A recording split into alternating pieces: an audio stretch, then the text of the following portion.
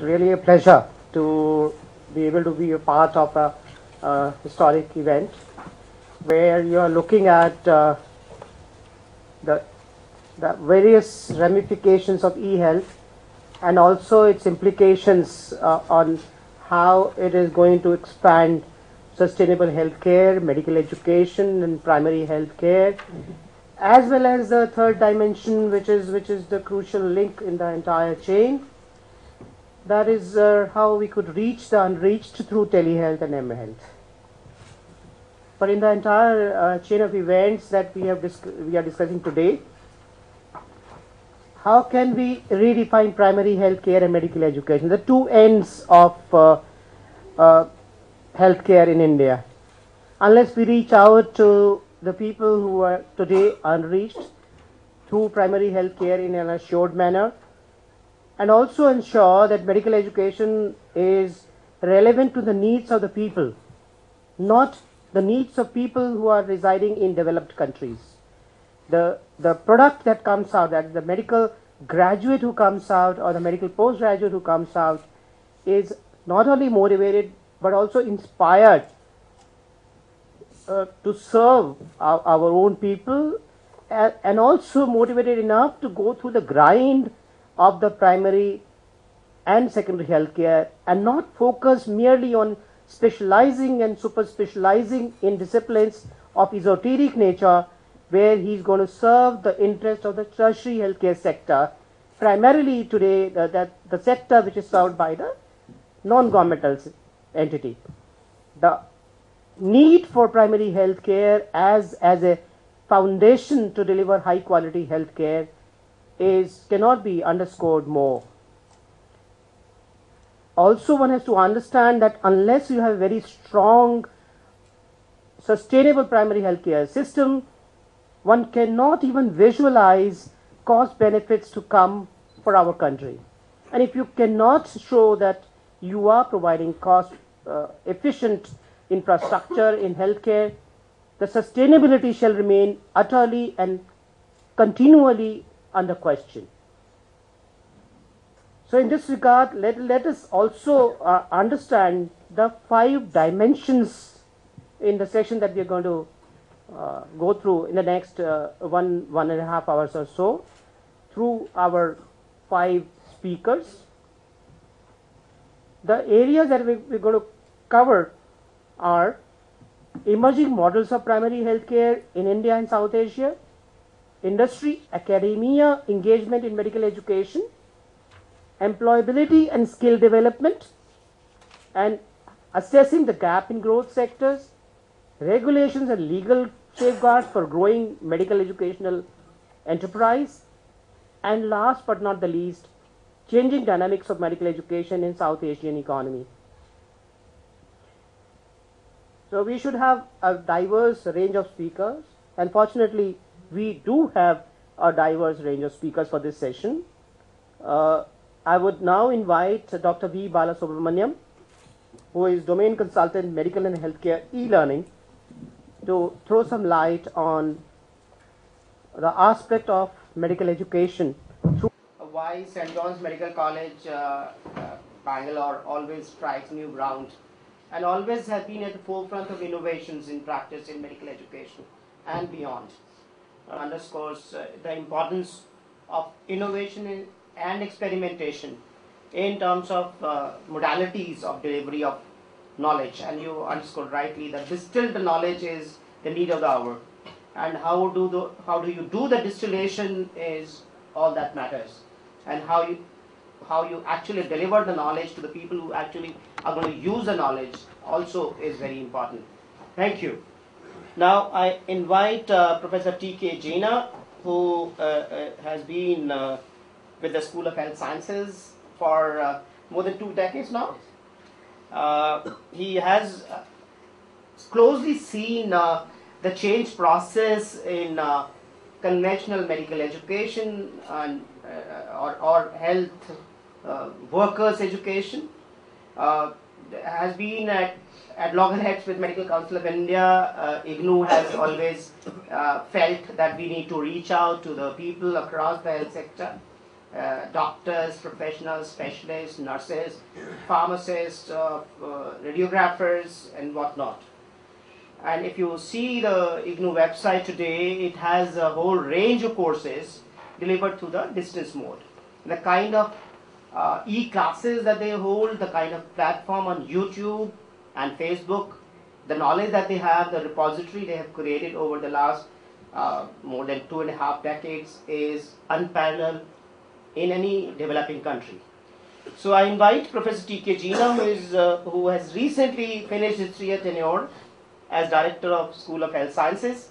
So he carries a lot of experience in a university which has actually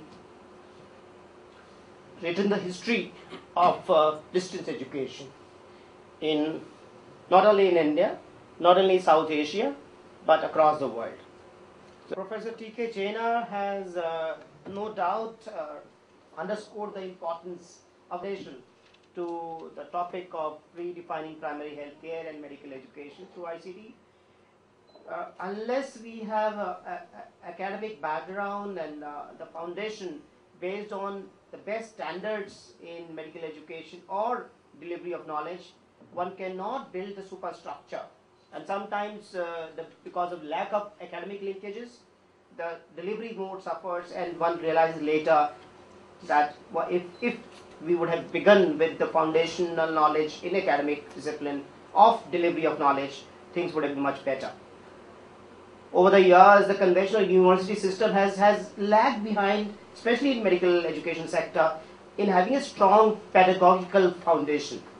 And that's why the previous speaker had also underscored the same point, that each medical institution need to have a department of medical education, and not only medical education but continuing medical education, which if you go in the top 20 medical colleges even today, some of the medical colleges do not have a department of medical education or department of continuing medical education. Leave aside the growth which has its tentacles in all the departments, beginning from anatomy to radiology. With this, I would invite now somebody who has great experience of managing the public health system, and one of the most advanced state in terms of healthcare indicators. Kerala and Tamil Nadu have always been competing for the best indicators and for delivery of public health services, and especially primary healthcare services. And if we have to dig deeper, the delivery of maternal and child health services. We have Dr. Ravi Babu Sivaraj, who is Joint Director, and he is presently handling one of the most strong health insurance scheme in the country, that is the comprehensive health insurance scheme of the Chief Minister of Tamil Nadu. If we have to record the innovations in public health delivery in the country, she has been the current Chief Minister of Tamil Nadu, has been always at the forefront of leading innovations in delivery of primary health care. No doubt, what I was saying, Tamil Nadu always breaks new ground. We have RSBY, which provides 30,000 rupees of health insurance benefit, and the kind of transparency that you have created, the kind of objectivity you have created, and the kind of grievance redressal mechanism that you have created, and the kind of procedures that you have devised, and the innovation of actually covering the high-end procedures. The innovation of 20% taken and building a corpus fund from the government hospital payments creates a new environment for not only developing high-end treatment, but also developing the infrastructure where these high-end procedures could be done. Because today the major challenge that we face, there is no financing mechanism for these people. somebody has CA liver, somebody requiring stem cell transplant, somebody requiring bone marrow transplant, or renal transplant is a big challenge. People I've seen, they run from pillar to post to gather 3.5 lakh rupees, 4 lakh rupees to get kidney transplant, and they bear the burden of lifelong dialysis. I wish these kind of innovations in comprehensive health insurance are carried forward by state governments in the north, Uttar Pradesh, Bihar, Jharkhand, Madhya Pradesh, and the states like that, where health is a major contributor for poverty and impoverishment or rural indebtedness. And the crowd that you see in All India Institute of Medical Sciences on the road, inside the campus of All India Institute of Medical Sciences, if somebody sees, one could realize where they belong to and why they come to New Delhi, to an institution where the treatment could be available, but who shall bear the cost of treatment? That remains a big challenge. And also, you also underscore the biggest contributor of death, preventable death, so to say, late diagnosis of cancer. We have no mechanism to detect cancer at the early stage. While you've gone exactly, you hit the ball in the head, that you require a comprehensive model where we screen people for cancers. The kind of findings that we have for CA cervix or CA breast are revealing. 3.85% if you detect as stage 1 and 2, fully curable. If you detect as stage 3 and 4, almost incurable. And the kind of patient that we have in India are stage 3 and 4. Same thing goes for cancer breast. Easily detectable, yet we do not have a mechanism where people could detect and take treatment at an early stage and ensure that normal life is lived by these women. Both are women. So we should move forward to a new domain. In the topic that we have, primary healthcare and medical education, we cannot really forget the young medical graduate or the young student at the school stage who aspires to become a medical graduate or become a medical postgraduate or a specialist in the domain or the specialty or the super specialty he wishes to specialize in. The big challenge, we have no mechanism or platform where this young boy or girl can get professional guidance in being able to show his best, in being able to put his best foot forward, in being able to get the best institution, in being able to get the benefit of best publicly funded education. In this domain, we had 2-3 institutions in Mumbai, 2-3 in Chennai, and in North India there was a kind of deficiency we had. Then one entrepreneur who is a radiologist by profession, he moved in. I don't know how many of you are aware of the dams which are built on rivers, and then the same dams lead to irrigation, more prosperity, water supply, electricity, and agricultural growth. In medical education, the dams stands for Delhi Academy of Medical Sciences, which is a private entity, private entrepreneur-driven entity, which was born through the ideas of Dr. Sumer Sethi. And also, he didn't stop there. As you may be aware, radiology services today with CT MRI require a qualified radiologist. You may have installations of CT and MRIs at remote locations in PHCs or comprehensive community health centers or district hospitals, but there could be no radiologists because radiologists are a rare commodity in district and sub-district level.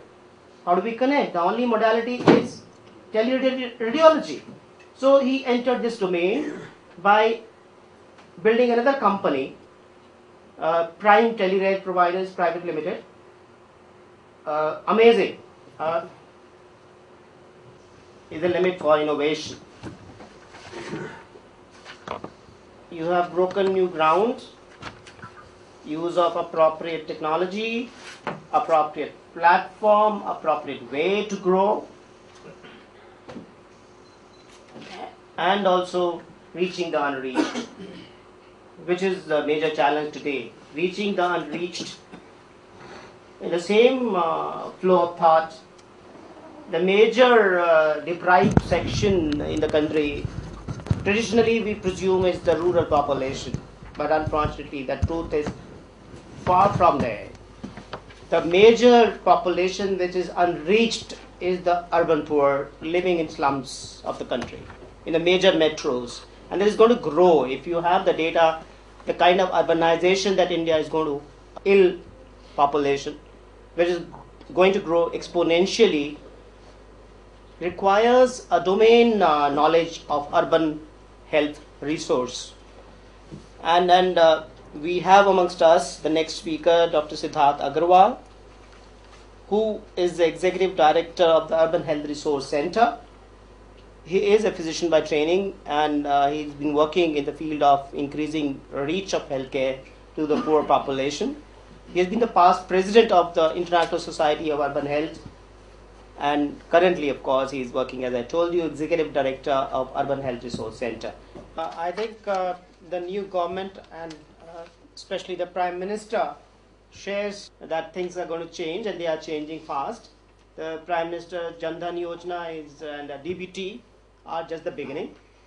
The National Health Assurance Scheme announcement is just around the corner, and it's more comprehensive, more reachable, more inclusive than any other scheme which has been there in the country in the past. So things are changing, and they will change for the better, I feel, and we are into a very important phase in change management in our country. Another thing which links the previous speaker and the next speaker is Mumbai. Mumbai shares the largest slum in the country, and Mumbai also has few of the best hospitals in the country. Mumbai also has a unique feature. Mumbai has the largest Parsi community.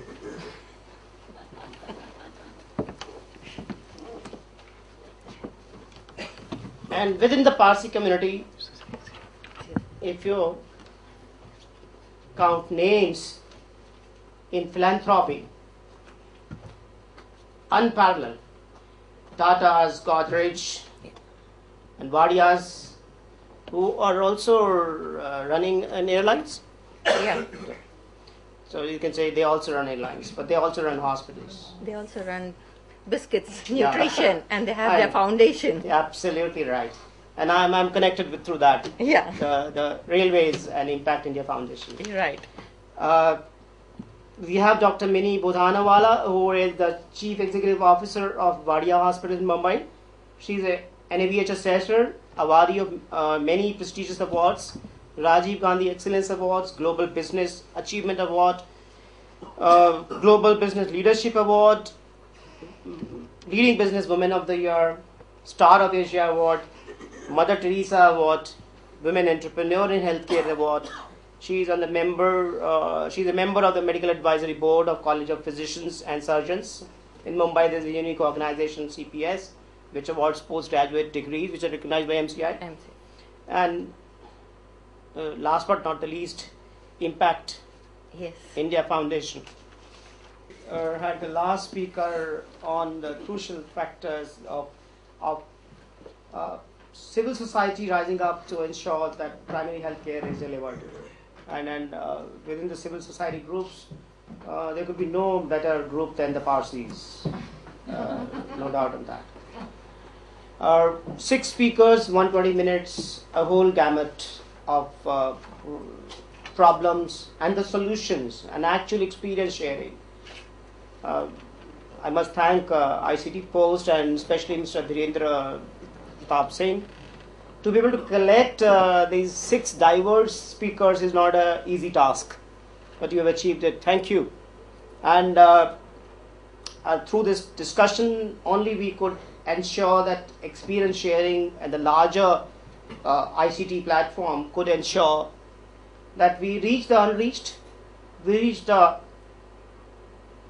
poorest amongst the poor, we reach the most deprived amongst the deprived, we reach the most uneducated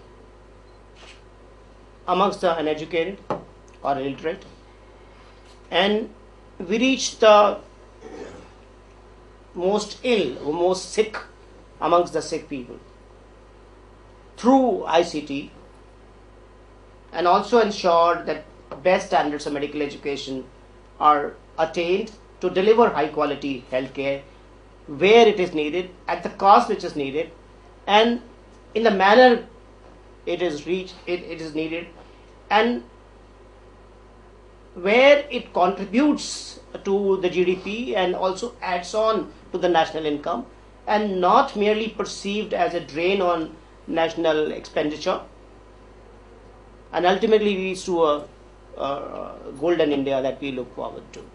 Thank you all. Thank you.